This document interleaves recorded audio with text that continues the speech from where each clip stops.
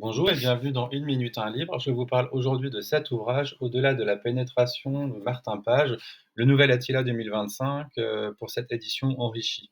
Alors dans ma précédente vidéo sur le kink, je citais notamment cet ouvrage de Martin. J'ai bien conscience que ma série de vidéos actuelle ne fera pas plaisir aux algorithmes, mais voilà, il n'est pas question de se censurer et donc je tente cette nouvelle vidéo. Alors justement, hein, dans ma vague de chroniques actuelles et de lecture actuelle antipatriarcale, antinormative, hein, ce livre a une place évidente, hein. La pénétration est politique, l'interroger, la mettre à distance n'a rien d'évident, hein, dans une époque dominée par une sexualité hétéronormative, voilà, et qui apparaît comme une évidence.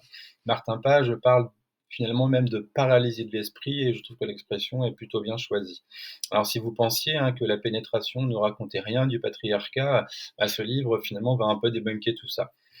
Que dit la pénétration de nos pensées intimes, de nos relations, de l'ordre du genre, hein, des hiérarchies sociales, du plaisir, du monde androcentré, hein. Ne pas s'y conformer, est-ce risquer une sanction sociale, hein, surtout quand on est un homme?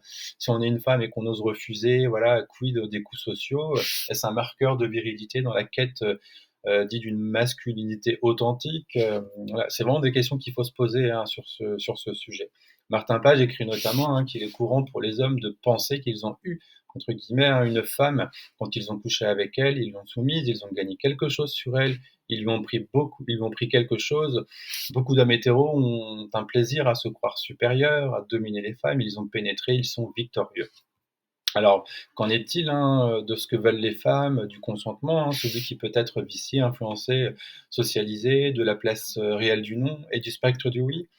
Et qu'en est-il d'ailleurs aussi de l'homme hétéro pénétré? Pourquoi est-ce finalement un impensé pour beaucoup d'hommes hétéros? Pourquoi refuser d'imaginer son corps et de penser son corps dans son intégralité? Est-ce perdre sa place d'homme véritable? Voilà, justement perdre cette place, semble impossible. Une pratique qui remettrait en cause une hétérosexualité virile, ne peut entrer en considération, hein. On revient toujours, hein, sur ce refus du féminin et du refus de l'homosexualité. Martin Page, finalement, partage ici cette pensée en mouvement, en l'occurrence ici la sienne, hein, ses doutes, ses pensées, ses remises en question, et finalement c'est une invitation à faire de même, à condition d'accepter d'être déstabilisé, d'interroger l'ordre du genre, d'accueillir d'autres réalités, hein, moins formatées, moins normatives.